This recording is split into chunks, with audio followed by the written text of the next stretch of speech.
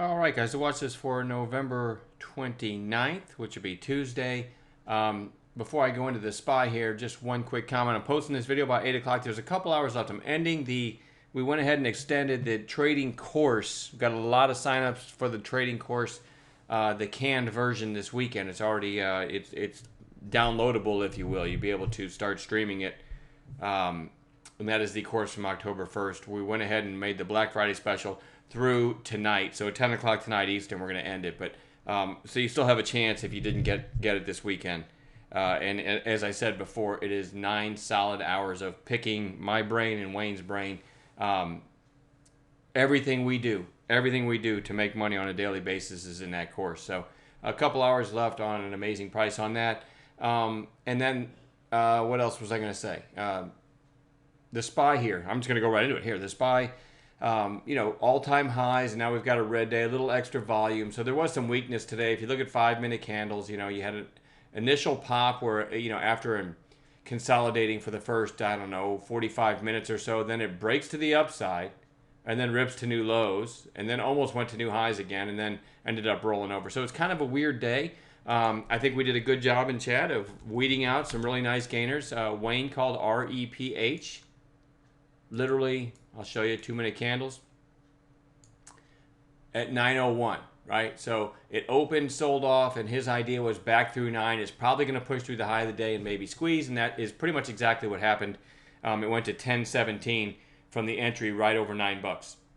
And, excuse me, never revisited the entry price, and that's kind of trades we look for, right? Stocks that should move when they get to that inflection point, and Wayne did a great job of finding that one. I called PZRX. This is my highlight from the day. PZRX gapped up. I didn't catch a great entry because normally my favorite entry would have been right over this 2-minute candle right here, and I called it live at $1.65. In other words, it still wasn't through the high of day. So this one, to me, with the low float and the gap up and the fact that the initial buying, was sold off. So in other words, sellers came in right here, but it never took out the lows again. I got interested again. So my long idea was right around $1.65. Worst case stop, I don't know, probably $1.50. I'm not sure what exactly I said for the stop. Probably 20 cents below, maybe $1.45.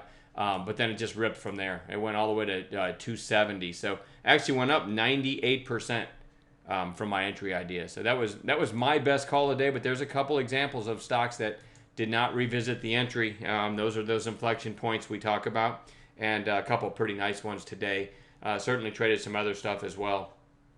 But here goes the watch list for tomorrow. SPU was on watch for today. Actually, they had earnings, I believe. Ended up selling off. And look at this, almost no volume, 264,000 shares. But I love the chart now because if it gets over today's high, if it gets over like 765, it's probably going to take out the high of Friday and maybe come up and challenge this. It's a low float stock, nice support below, and I like the way it held up today. This is a pretty handsome chart, so I like this kind of over 765. Let me double check that before I move on to the next one. Yeah, the high today was 764, so I like this over 765. Certainly one to watch. TTPH kind of has a cup and handle thing going on. Nice volume today, so it really looks good if it can push up through this 200-day. Up over 421 maybe. This one might break out. Now, one thing I look at when I look at a chart is recent candles. And when I say recent, last few months, does it have any big moves? And this one really doesn't. If you look at the daily ranges, they're pretty tight on all of them going back. I mean, this is the last time it sort of broke free, if you want to use that term, was all the way back in April of 2016. And even then didn't make a huge move. So when I see that, it makes me like a stock a lot less, but I'm still pointing it out because it's worth watching. SPEX got a nice pop 3 sessions ago. Now you got a couple lower highs on declining volume. This one looking for a turn back up tomorrow. We'll see. Only with a proper intraday setup. OPXA, inside day, right? Had a nice pop on Friday, nice inside day today. That one's still valid for a potential long. No trades in it today, but it's worth watching. SCON. This one's a tough trader lately, but man, it can make some big moves. So as you can see here, using 15-minute candles. Huge move here, nice secondary move there, another big move here, and now you're really coiled, okay? So we had a kind of a late afternoon spike. Today it went to 226. I thought it was going to break out. You have another recent high here of 233. So now I need it to really get up to, somewhere around 230. If it gets up around 230, I think this one could take off again. So I'm not in love with it because it trades kind of weird, but it's definitely coiling. So let's keep that one on watch. SKLN. Now this one, actually on this, with this kind of time window shown here, looks pretty good. But when you zoom in, you're going to see what I'm talking about. It looks not as good, right? You had this big pop here, red inside day, another big pop, and then another red day. So you could argue that it's in a range from here to here for the last few days, and now we're at the bottom of the range, so it's worth putting on bounce watch. It certainly made some big intraday moves, switching to 15s, you'll see it. That was a huge move there, right? And a pretty nice move here, and today a really quiet day back down to support. So if it can hold that support, it may break out to the upside, but I'm not in love with the daily chart there, right? Because it's not near a breakout right now, it's just in a range, all right? I like things that have another catalyst just above, right? So it's being in that range, it doesn't really have a breakout catalyst on the chart. PZRX had a huge pop today. I actually I already told you where I called that one, right?